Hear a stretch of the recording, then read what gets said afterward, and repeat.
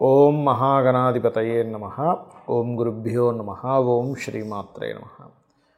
అరుణాం కరుణాతరంగితాక్షీం ధృతపాశాంకుశపుష్పబాణచాపాం అనిమాదిభిరావృతాం మయూకైః అహమిత్యేవ విభావయే భవానీం. శ్రీమాత్రే నమః. ప్రేక్షకులకి లలితాంబిక అమ్మవారి యొక్క అనుగ్రహం పరిపూర్ణంగా కలగాలని స్ఫూర్తిగా కోరుకుంటూ మనం ఈరోజు గురువు యొక్క మార్పు, మనం ఆల్రెడీ ఈ విశ్వవసునామ సంవత్సరంలో 3 రాసులు మారుతున్నారని చెప్పుకున్నాము. తద్వారానే కాస్త ప్రజల మీద దాని యొక్క ఎఫెక్ట్ పడడము, మైగ్రేషన్ అవ్వడము, రకరకాల దేశాల నుంచి రకరకాల దేశాలకు మార్పులు చెందడం, పెద్ద మొత్తంలో జనాలందరూ కూడా మారిపోవడం అనేది జరుగుతుంది. దేశాల నుంచి వచ్చేయడం, మారడం అనేటువంటి మనం ఆల్రెడీ చెప్పుకున్నాం. అయితే మరి ఈసారి ఈ గురువు యొక్క గోచారం, మిథునంలో ఉన్నటువంటి గురువు ఏ తేదీల్లో మనకి అతిచారం మూలంగా కర్కాటకంలోకి ఎప్పుడు వస్తున్నాడు, అక్కడ మళ్ళీ వక్రించి మళ్ళీ మిథునంలోకి వెళ్తున్నాడు, మళ్ళీ వస్తున్నాడు. అంటే ఇక్కడ ఏమిటంటే, ఇక్కడ మీరు గమనించినట్లయితే 18/10/2025 నుంచి, అంటే ఈ నెల 18వ తేదీ నుంచి గురువు మార్పు జరగనుంది కర్కాటకంలోకి. 18వ తేదీ వచ్చినటువంటి గురువు 12 నవంబర్ 2025కి వక్రిస్తున్నాడు కర్కాటకంలో. వక్రించి ఆ వక్రగతిలో వెనక్కి వెళ్తూ కూడా 5/12/2025కి మీకు వెరీ క్లియర్లీ మిథునంలోకి వెళ్ళిపోతాడు. మిథునంలో వక్రగతిలోనే ఉంటూ ఆ వక్రగతిని కంప్లీట్ చేసుకోవడం 11/3/2026కి వక్రగతి పూర్తవుతుంది. వక్రగతి పూర్తి అయిన తర్వాత మరలా 2/6/2026కి, అంటే నెక్స్ట్ ఇయర్ జూన్ 2వ తేదీకి కంప్లీట్గా మరలా కర్కాటకంలోకి వస్తాడు. అంటే ఏమిటి, ఈ 5 మార్పులు, గురువు మార్పుల వల్ల ఏ భావాలు, ఏ రాసుల వారికి ఏ భావాలు ఎఫెక్ట్ అవ్వనున్నాయి, ఏ విషయంలో మీరు జాగ్రత్తగా ఉండాలనేటువంటి అంశాలు చెప్తుంది. నేనైనప్పటికీ కూడా చెప్పిస్తుంది సాక్షాత్ లలిత అమ్మవారిగా భావిస్తూ తెలుసుకుందాం. కుంభం వారికి కనుక చూసుకున్నట్లయితే ప్రస్తుతం గురువు 5వ స్థానంలో ఉన్నాడు. సంతానాభివృద్ధిని, ధనాభివృద్ధిని ఇస్తున్నాడు. అయితే ఇక్కడ ఎంతవరకు ఉంటాడంటే 18/10/2025 నుంచి పంచమంలో ఉండే గురువు 6లోకి మారనున్నాడు. 6లో మారినందుకు ఏమిటంటే, ఇప్పుడేమో ధనాభివృద్ధిని ఇస్తున్నాడు, కానీ ఈ 18/10/2026 నుంచి ఎప్పుడైతే కర్కాటకంలోకి 6వ స్థానంలో మారి 12/11/2025 వరకు ఉంటాడో అక్కడ మీకు ధనాభివృద్ధిని ఇస్తాడు. కాకపోతే అలాంటిది అప్పు మూలంగా ధనాన్ని ఇస్తాడు, లేదా మేనమామ వరుస మూలంగా, ఏదైనా ఒక వర్క్ చేయడం మూలంగా, ఏదైనా ఒక స్పిరిచువల్ రిలేటెడ్ యాక్టివిటీస్ చేయడం వల్ల ఇస్తాడు. ఎందుకంటే ఉచ్చస్థితిలో ఉన్న గురువు కాబట్టి. అలాగే అక్కడ మారినందుకు కొంత ఉద్యోగ అభివృద్ధి, ఉద్యోగంలో కొత్త అవకాశాలు, విదేశాలకు వెళ్ళి ఉద్యోగం చేయడానికి అనుకూలతని ఇస్తాడు అక్కడ. ఎందుకంటే అక్కడ ఉండేటువంటి గురువు 2వ స్థానాన్ని చూస్తాడు, 12వ స్థానాన్ని చూస్తాడు, 10వ స్థానాన్ని చూస్తాడు. కాబట్టి విదేశాలకు వెళ్ళి ఉద్యోగం చేయడానికి అనుకూలతని ఇస్తాడు. అయితే ఎప్పటి నుంచి అప్పటి వరకు 18/10/2025 నుంచి 12 నవంబర్ 2025 వరకు, అంటే దాదాపుగా ఇక్కడ 24 డేస్ దీని యొక్క ప్రభావం ఉంది. అలాగే దీంతోపాటు ఇక్కడ ఎప్పుడైతే 5/12/2025 నుంచి వక్రగతి ప్రారంభం అవుతుంది కర్కాటకంలో ఉండే గురువుకి, దానివల్ల మరలా మీకు ఆ వక్రగతి వల్ల కొంత ధన సంబంధించిన విషయంలో కొంత మార్పులు, ఉద్యోగంలో మార్పులు. కాకపోతే ఈ వక్రించినప్పుడు మాత్రం సంతాన అభివృద్ధిని ఇస్తాడు. ఎవరైనా సంతానం కోసం చేసే ప్రయత్నానికి ఫలిస్తాడు.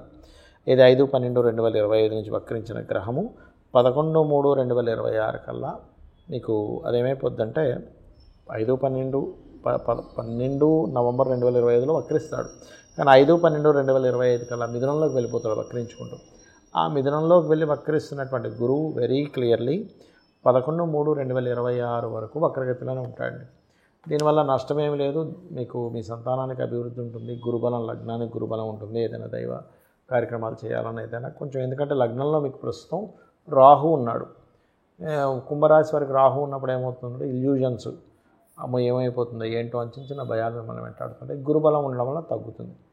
అయితే ఈ మిథునంలో స్ట్రైట్ అయినటువంటి గురువు 11/3/2026 నుంచి ఉన్నటువంటి రుజుమార్గంలో ఉన్నటువంటి గురువు 2/6/2026 నుంచి మరలా 6వ స్థానంలోకి వస్తారు. అంటే నెక్స్ట్ ఇయర్ జూన్ నుంచి ఫైనాన్షియల్ గ్రోత్ పెరగడానికి, విదేశాలకు వెళ్ళడానికి, ఉద్యోగ అవకాశాలు కొత్తవి రావడానికి కుంభం వారికి మరింత అనుకూలమైనటువంటి వాతావరణం ఉంది.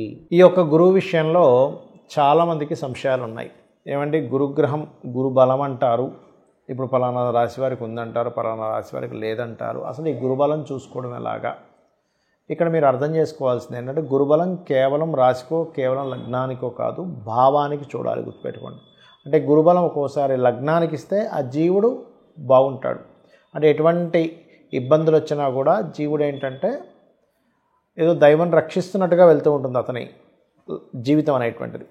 అలా కాకుండా ధనభావానికి కనుక గురుబలం పెరిగితే ధనపరంగా ఏదో దైవ సంకల్పంతో వస్తుందేమో ధనం అన్నట్టుగా ఉంటుంది. 3వ స్థానానికి కనుక గురుబలం వచ్చినప్పుడు అగ్రిమెంట్స్ చేసుకుంటుండాలి ఎవరైనా కానీ, గుర్తుపెట్టుకోండి. ఆ రకంగా 4వ భావానికి గురుబలం వచ్చినప్పుడు మీరు ఏదైనా ఒక ప్రాపర్టీ కొనుగోలు చేయడానికి, వాహనం కొనుగోలు చేయడానికి, ఏదైనా ఒక విషయాన్ని, అంటే చూడండి మనం ఏదైనా ఒక కంపెనీ స్టార్ట్ చేస్తున్నాం, 4వ భావానికి గురుబలం రావాలి. 5వ భావానికి గురుబలం వచ్చినప్పుడు సంతానం కోసం చేసే ప్రయత్నాలు, ఇవాళ రేపు చూడండి IVFలు IUIలు చేయించుకుంటూ ఉన్నారు. అటువంటి విషయాల్లో 5వ భావానికి గురుబలం వచ్చినప్పుడు బాగుంటుంది. 6కి గురుబలం వస్తే లోన్స్ లభిస్తాయి, గుర్తుపెట్టుకోండి. 7వ స్థానానికైతే అప్పుడు వివాహం కోసం చూసుకోవాలి. అందరూ ఏం చేస్తారు, గురుబలం ఉంది వివాహం చేసేస్తారు, కానీ అలా కాదు.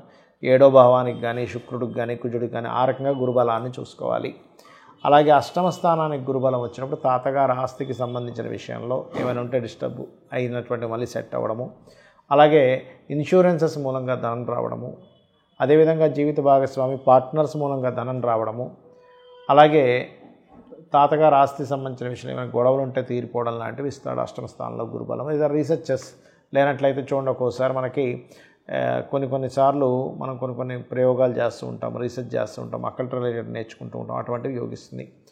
9వ స్థానానికి 9వ అధిపతికి కానీ గురువుకే గురుబలం వచ్చినప్పుడు, అంటే గోచారంలో ఉండేటువంటి గురువు వీళ్ళ జన్మజాతకంలో ఉండేటువంటి గురువుతో కనెక్టివిటీస్ ఉంటాయి. అలాంటప్పుడు ప్రధానంగా ఇక్కడ మీరు తెలుసుకోవాల్సిన అంశం ఏమిటి అంటే, ఇది ముఖ్యంగా ఉపనయనము చేయించుకోవడానికి, దైవ కార్యాలు చేయడానికి, పుణ్యక్షేత్రాలకు వెళ్ళడానికి బాగా యోగిస్తుంది. అలాగే 10వ స్థానానికి కనుక గురుబలం వచ్చినట్లయితే ఉద్యోగ అభివృద్ధిని ఇస్తుంది. లాభస్థానానికి అయితేనేమో వ్యాపార అభివృద్ధిని, ఈ ఇంట్లో ఒక్కోసారి చూడండి ఏ శుభకార్యం జరగట్లేదు, ఎటువంటి సక్సెస్ లేదు అనుకునేటువంటి వారికి లాభస్థాన గురుబలం మంచిది. అయితే ఇక్కడ 12వ స్థాన గురుబలం కనుక పెరిగినట్లయితే కొన్ని పుణ్యకర్మలు చేయడానికి, విదేశాలు వెళ్ళడానికి బాగుంటుంది. అయితే ఇక్కడ ఈ విషయంలో మీ యొక్క గురువు ఎలా ఉన్నాడు, ముందుగా మీ జాతక చక్రంలో గురువు బలంగా ఉన్నాడో బలహీనంగా ఉన్నాడో తెలుసుకోండి. తద్వారా ఆ బలం పెరగడానికి గంధముతో భగవంతుని పూజించడము, గోవులకి అరటికాయలు పెట్టడం చేయండి. అలాగే మీకు గురువు శుభుడా పాప 2 లగ్నాలు ఉంటాయి, గురువర్గ లగ్నాలు, శనివర్గ లగ్నాలు. గురువర్గ లగ్నాలు అంటే మేషము, కర్కాటకము, సింహము, వృశ్చికము, ధనుర్మీన లగ్నాలు గురువర్గ లగ్నాలు. శనివర్గ లగ్నాలు అంటే వృషభము, మిథునము, కన్యా, తుల, మకర, కుంభరాశులు శనివర్గ లగ్నాలు అవుతాయి. ఈ శనివర్గ లగ్నాలకి గురువు కొంతవరకు హెల్ప్ చేస్తాడు, గురువర్గ లగ్నాలకి ఎక్కువ ఇది ఉంటుంది. ఎందుకంటే ఇది గురువర్గము, అది శనివర్గము. మరి శనివర్గ లగ్నానికి గురుబలం లేకపోతే ఎలాగా అంటే కొన్ని జాతకాల్లో గురువు పాప అయినప్పటికీ కూడా శుభ ఫలితాలు ఇస్తాడు, ఇది గుర్తుపెట్టుకోవాలి. కొన్ని లగ్నాలకు గురువు శుభుడైనా పాప ఫలితాలు ఇస్తాడు. అదేమిటి అంటే మీ యొక్క జన్మజాతకంలో గురువు ఉన్నటువంటి కండిషన్ బట్టి మీకు గురుబలం అనేటువంటిది ఏర్పడుతుంది. ఇది ప్రధానంగా చూసుకోవాలి. గురుబలం ఉన్నటువంటి వ్యక్తికి దైవానుగ్రహం బాగుండడము, సంతాన అభివృద్ధి కలగడము, గురువులతో మంచి సపోర్ట్ రావడము, ఇవన్నీ జరుగుతాయి. గురుబలం లేనటువంటి పిల్లలకి చిన్నప్పుడు చూడండి స్కూల్లో టీచర్స్తోనే ఎక్కువగా ఇబ్బందులు పడుతుంటారు. అప్పుడు మనం అర్థం చేసుకోవాలి, గురుబలం తక్కువగా ఉంది. మంచి కార్యాలు ఎవరైనా చెప్పినా మనకు చేయబుద్ధి కాదు, అప్పుడు గురుబలం తక్కువగా ఉందని అర్థం చేసుకోవాలి. గురు సమానుల్ని మనం తెలియకుండానే వాళ్ళతో మనం ఒక మాట పడ్డము, మనం వాళ్ళని చులకనగా చూడడం జరుగుతుంటుంది. అలాంటప్పుడు కూడా మనం అర్థం చేసుకోవాల్సింది ఏంటంటే గురుబలం తక్కువగా ఉంది. అలాంటప్పుడు మనం చేయవలసింది దక్షిణామూర్తి యొక్క ఆరాధన లేదా దత్తాత్రేయుడి యొక్క పారాయణం చేయడము, ఇవి ఎక్కువగా చేస్తుండాలి. లేదా గోశాలకు వెళ్ళి గోవులకి అరటికాయలు తినిపించడము, పసుపు, గంధము లాంటి పదార్థాలను చక్కగా ఆలయాల్లో సేవకి వినియోగించుకోమని ఆ యొక్క భగవంతుడు మీకు ఆ అనుగ్రహం ఇచ్చాడనేటువంటి భావనతో వాటికి ఇవ్వడం చేయండి. అప్పుడు ఏమవుతుందంటే గురుబలం ఎప్పుడైతే పెరిగిందో మనిషి జీవితంలో చాలా ముఖ్యమైనటువంటి అంశం. గురువు బాగుంటే జ్ఞానం పెరుగుతుంది. జ్ఞానం వల్ల అంటే మనం ఏదైనా పుణ్యకార్యములు చేయాలన్నా, దేవత ఆరాధన చేయాలన్నా గురుబలం ఉండాలి. గురుబలం ఉంటేనే మనం చేసేటువంటి దేవత ఆరాధన ఏవైతే ఉంటాయో అవన్నీ కూడా ఫలిస్తాయి, గుర్తుపెట్టుకోండి. కాబట్టి గురుబలం పెంచుకునేటువంటి విషయాల్లో ఈ యొక్క ప్రక్రియలు పాటించండి. పసుపు రంగు వస్త్రం దానంగా ఇవ్వండి మీ గురువు కనుక బాగున్నట్లయితే, లేదా శనగలు దానంగా ఇవ్వండి. గోవులకి తినిపించండి, గురుగ్రహం దగ్గర దీపారాధన చేయండి. కొన్ని జాతకాల్లో గురువు నీచపడ్డం కానీ పాపగ్రహాలతో కానీ ఉన్నప్పుడు అప్పుడు ఇంకొంచెం దాన్ని చాలామంది తెలియక గురువు బాగాలేడు కదండి అందుకే కనకపుష్యరాగం పెట్టేసుకుని అంటారు. అలా పెట్టుకోకూడదు. గురువు బాగుంటేనే పెట్టుకోవాలి. గురువు బాగులేని పక్షంలో వాటికి సంబంధించిన దానాలు ఇవ్వాలి. అంటే శనగలు, పసుపు రంగు వస్త్రము, పసుపు గంధము ఇలాంటివి దానంగా ఇస్తూ ఉండాలి. లేదా పసుపు రంగు వస్త్రాలు ఎవరికైనా దానంగా ఇవ్వవచ్చు ఆలయాల్లో ఉండేటువంటి వారికి.